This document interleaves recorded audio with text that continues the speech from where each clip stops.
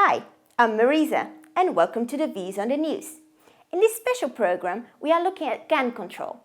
To help us understand this issue, we are delighted to have as our guest Dr. Kevin Yuill, who is an academic and author well known in the media for his opposition to assisted suicide, but who has also written widely on gun controls and published Better to Die Fighting Against Injustice Than to Die Like a Dog, African Americans and Guns, 1866 to 1941.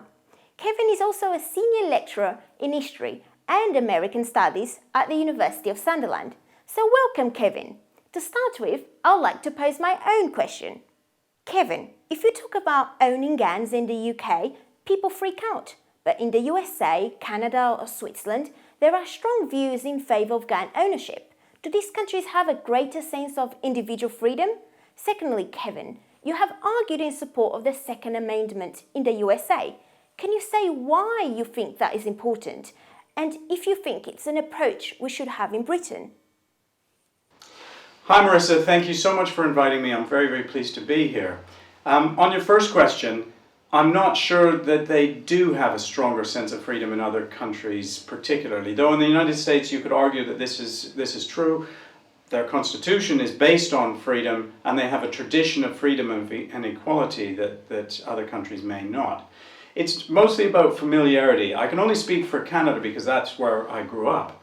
But guns are normal. And for instance, we had 5 in the house at any given time in our house, and we just simply didn't fear them in the way that Brits do. Much of the mystique is created by a lack of familiarity. The answer to your second question is yes. We did have it in Britain. The English Bill of Rights guaranteed, and I'll quote, that the subjects which are Protestants may have arms for their defence suitable to their conditions and as allowed by law, end of quote. So there were only minor controls really before the Gun Control Act of 1920 that was passed in 1919. In 1900, Prime Minister Robert Gascoigne Cecil, the Marquess of Salisbury, said he would, quote, laud the day when there was a rifle in every cottage in England. And even up until 1870, there were no controls on guns, and any man, woman, child, or mad person could actually walk into a shop and get guns at any time. And there were no massacres at that particular time. The murder rate was much lower. Hi Kevin, my name's Sebastian and I'm from Denmark. It's said that the best defense against tyranny is a well-armed populace. I'm inclined to think that weapons do more harm than good, and that tyranny is fought more effectively with a pen than with a gun. But do you think there is a need in the Western world to defend against government tyranny? Hi Sebastian. I do think that people should be able to resist the government tyranny, a point that Robert F. Williams made, that the idea of guns as peacemakers is absolutely right. I think he was correct in his assertion that guns more often created peace by preventing violence on the behalf or by the powerful onto the powerless, and that equalization actually inhibits violence in society. But I still say that the key to important as that point is, the key to the gun control question is that, first of all, people should be able to arm themselves if they feel it necessary, or they want to have a gun for any other purpose. I don't ask when somebody wants to have a horse, despite the fact that I don't see any reason for people to have horses. And I don't think that anybody should have to justify their reasons for either having a gun or having a horse and using them for their hobbies. It's not up to me. Guns can be effective low-level deterrents, so I do think that reason comes into it. And if you think about the situation in the southern United States not so very long ago, then you can understand that a gun can ensure that a citizen can't be pushed around by state or quasi-state agencies such as the Ku Klux Klan. And guns were very important in defending African Americans against those in the Ku Klux Klan, for instance. Hello Kevin, I'm Lorraine. I understand for some people the right to carry a gun in some parts of the world is a civil liberties issue. It's about individual freedom and life not being dictated by the state. But does that mean we really want people to carry a gun? Isn't it bad that people feel the need to carry them as a protection against their fellow citizens? How do we overcome that fear of other people? Shouldn't we be addressing that? And until we do, won't all guns be dangerous? Hi Lorraine, thanks for your question. I agree that it's not primarily a protection issue, but it is about freedom, and I underline that fact. It's about freedom. Whether or not you or I want people to carry guns is hardly the issue. What you are really expressing is that you don't trust other people. I trust other people. Thomas Jefferson trusted other people, which is why we were in favor of a well-armed population. Remember that in rural areas of the United States where there's higher gun ownership, there are actually less murders and less crime in general. For instance, Wyoming has the highest rate of gun ownership in the entire United States. It's got nearly 60% of the people in Wyoming have guns. But its murder rate of 2.4 per 100,000 is actually lower than the average for the United States. New Jersey, which ranks 49th in gun ownership in the United States at 12.3%, second lowest state in terms of gun ownership, has a murder rate of 4.4 per 100,000. In other words, people are 5 times as well armed in Wyoming, but commit only half the murders that those in New Jersey do. New Hampshire, where nearly a third of the population own guns, has a lower murder rate than the UK. So I don't think you can equate exactly gun ownership with homicide rates. I think there's no proven correlation. Hi, I'm Lucy. Kevin, you've said before that very often those who commit gun homicides have a history of violent crime. Surely then, imposing strict background checks before firearms sales would reduce the rate of fatal shootings, at least those using legally purchased firearms. However, a system of tight background checks would likely divide society up into those we deem trustworthy and those we deem untrustworthy. This would probably fall along elite, non-elite lines, with no space for redemption after committing crimes or falling victim to shorter-term mental illness. Do you think a system of rigorous background checks is appropriate, and if so, just how tight should it be? Secondly, Kevin, why is gun ownership so restricted in the UK compared to the USA? Hi Lucy. No, we regularly trust people with dangerous objects without background checks.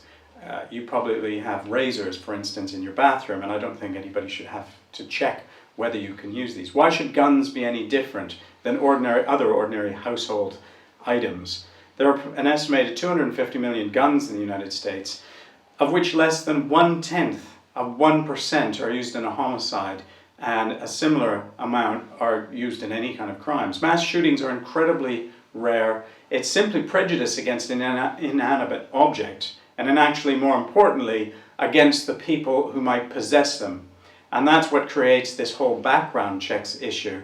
It's an attempt to say that there's something completely different about guns than other potentially harmful axes or baseball bats or whatever other potentially dangerous object. Second, historically, Britain, as I've said, had no significant gun controls before the Gun Control Act of 1920, when Parliament pushed through gun controls on the basis that people had to justify their ownership of weapons. It happened in the context of Bolshevism, the Bolshevik Revolution in Russia, the rise of the working classes and working class men coming home with rifles, but also the uprising in Ireland that had happened in 1916 and still had not entirely calmed down. In the United States, the Second Amendment of the Constitution, the right to bear arms, was written down, and any law that restricts it will be struck down as unconstitutional.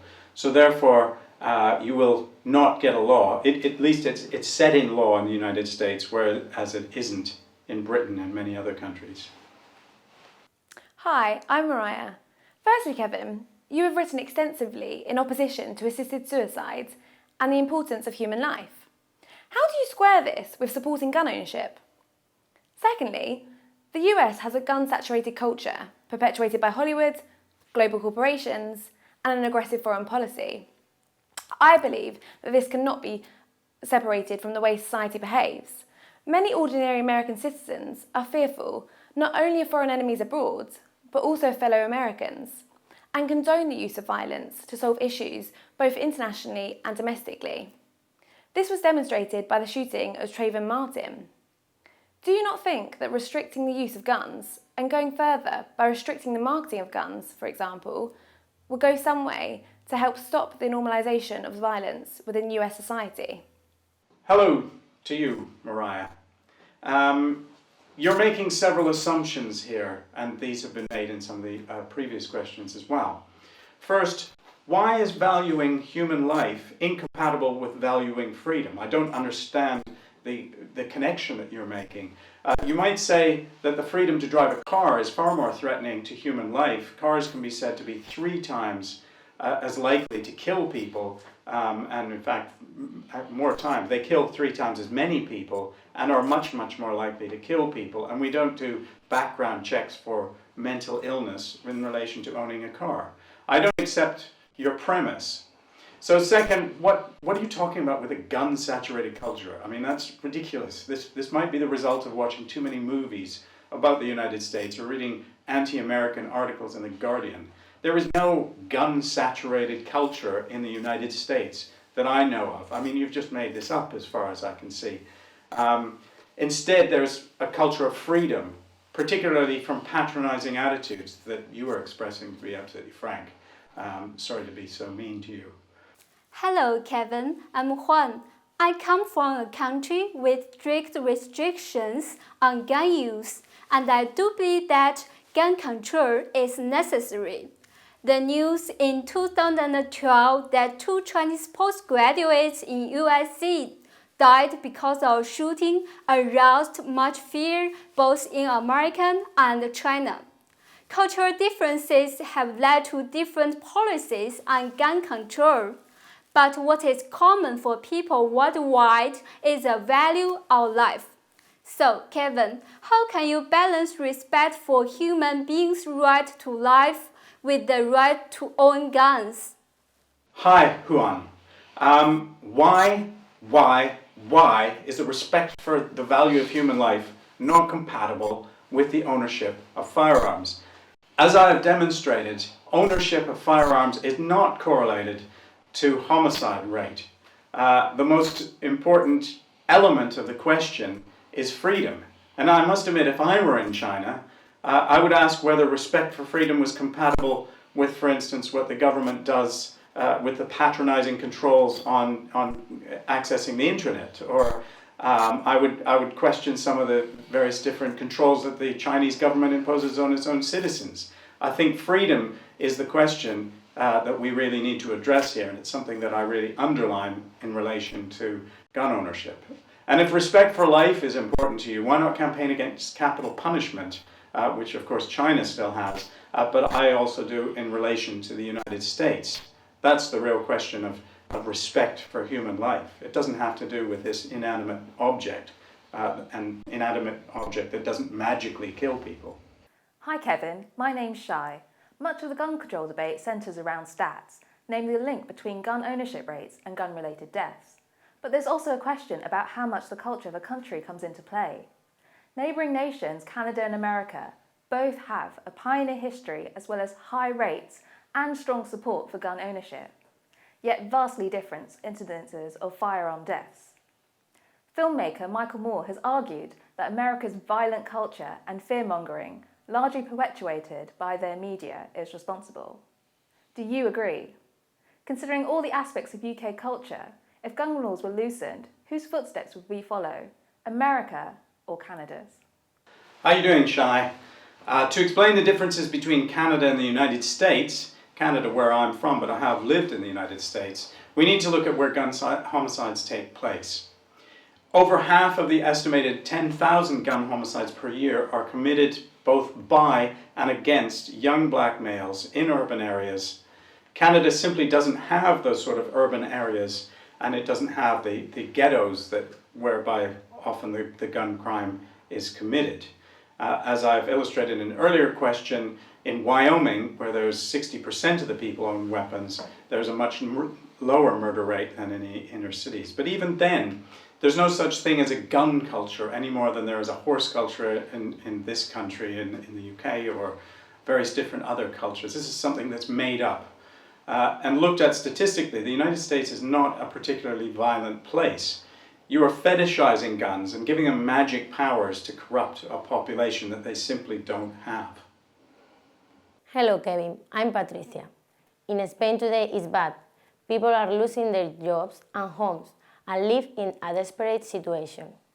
In this situation, isn't it better not to have access to guns and to have a strict gun controls in case people lose their temper and make a big mistake? Hola, Patricia. I don't see guns as particularly necessary. I don't actually own one at the moment, and because there's no reason for me to do so. But I would like to have the freedom to own whatever I want to own without the police threatening or actually doing so, of kicking in my door and inspecting it. And this is, if you own a gun in this country, you have to have your house available to the police to inspect 24 hours a day, 7 days a week, and they have to be able to come in and ensure that you have a lock in place. Very, very patronizing. And you make the same rather stupid, silly assumption, we'll call it, that is implicit in many of the questions. Owning a gun makes people murderous or criminal. Like guns are sort of magical objects that if I possess it, I'm suddenly going to go around shooting people. That doesn't happen. And again, this is just from ignorance about guns. There's evidence that that gun ownership makes people more responsible and better citizens who have a stake in protecting others. And I think this is going to be true of Spanish people as well as other people. None of these people are lunatics who are waiting for a gun just to go out and massacre people. Most people don't do that. Hello, Kevin. I'm Tanya. The mass shootings in America, such as the Sandy Hook school shooting, have encouraged innumerable religious groups to call for stricter gun controls. Reverend James Martin, an advocate for the Catholic Church in the US, claims that religious believers need to protest against the supply of largely unregulated firearms in the same way that protests against abortion clinics occur. What do you think of these comparisons? Can the principles applied to pro-life approaches to abortion and euthanasia be applied to gun ownership? Hey Tanya, as you might imagine, I think the comparison of abortion with gun ownership is absolutely bizarre. Neither in my book is particularly pro-life. One is anti-woman, and the other is just simply misanthropic, made up of fear and loathing for one's fellow citizens and a determination to take anything by which there's the slightest possibility that I could be harmed away from people. It's a lack of trust that I think is expressed. Mass shootings are incredibly rare, although they always make the headlines, and this gives the image that they're fairly common. They are not. Hello, my name is Anastasia. Illegal gun trafficking is still a major concern for the international community. These weapons are used as a means of violating human rights, even in times of peace.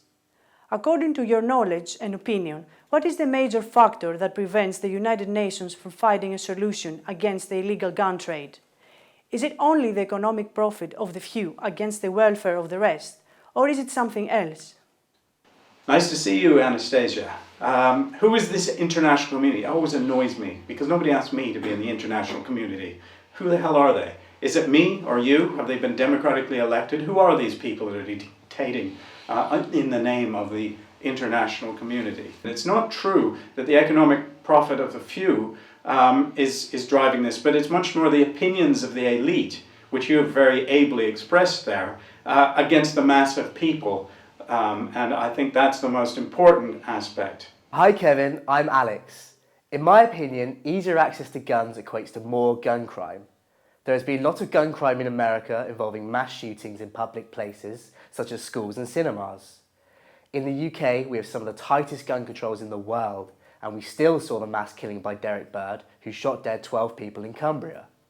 He had held a firearms licence for 20 years for pest control and to go clay pigeon shooting. If gun controls were relaxed in the UK, how could we ensure that we don't have more of these brutal killing sprees? Secondly, Kevin, when people talk about the state having a monopoly on violence, what do they mean by the state? In the past, the state was understood as a body of armed men upholding elite interests only. But is that still the case? Thanks for your question, Alex. Your opinion is wrong. Easier access to guns does not equate to more gun crime. I don't know how many ways I can prove this, but in many ways. Example of Israel, Finland and Switzerland, which have very high gun ownership. but very, very low homicide rates should serve to illustrate this. I also think you're wrong about mass shootings. They do not affect many people except through press reports. Nobody can prevent bizarre incidents where madmen like Derek Bird run amok. There's no need to live in fear of such rare events. In answer to your second question, however, the state is at bottom an armed body of men, but government today isn't done this directly. And ironically, elite interests can be seen in the attempt to disarm a population, to prevent ordinary citizens from being free to possess weapons or anything that might potentially harm other people. Hi, I'm Danny. Kevin, people talk about a new kind of homemade terrorism in the USA. We're referring to the massacre in the high school in Columbine, or more recently, the killer in the cinema in Aurora, Colorado. The media and many politicians have related these issues to gun control in the States. What is your opinion on this? Do you think banning the sale of arms in America would have prevented these crimes?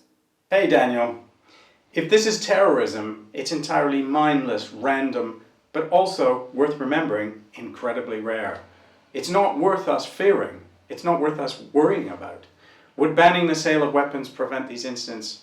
Very, very difficult to say, but they haven't in Britain, which has the most onerous firearms control in the Western world. Obviously, if we banned the act of boiling water, we could reduce scalding to almost zero. And that's what really gun controls are like, in relation at least to the mass shootings. Hi Kevin, my name's Chris. As half of my extended family currently lives in South Africa, I've had the opportunity to visit there several times. Whilst there, I've frequently witnessed a wide range of opinions within the community on gun laws and weapons in general. With support growing for non-profit organisations such as the South African Gun Owners Association and its rival Gun Free South Africa, do you think the citizen-run societies with such contrasting ideals are in fact hindering progress by cluttering already oversaturated debate and complicating the situation further? Thanks very much for your question, Chris. I think wider discussion of these issues by citizens is a good thing. I think we need clear, calm and rational debate rather than what often takes place, which is the overheated and emotive debate based on ignorance and fear. And the problem is not so much that there is an oversaturated debate, to use your phraseology, but that it is so frequently completely irrational and ignorant of any real facts or any knowledge at all about what firearms are or what they do and what they don't do.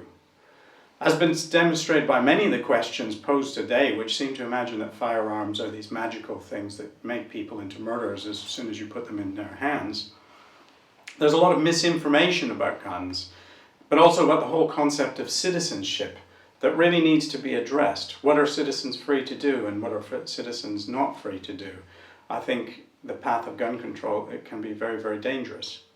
Well, that's all we have time for. So thank you to Kevin Yuill for responding to our questions.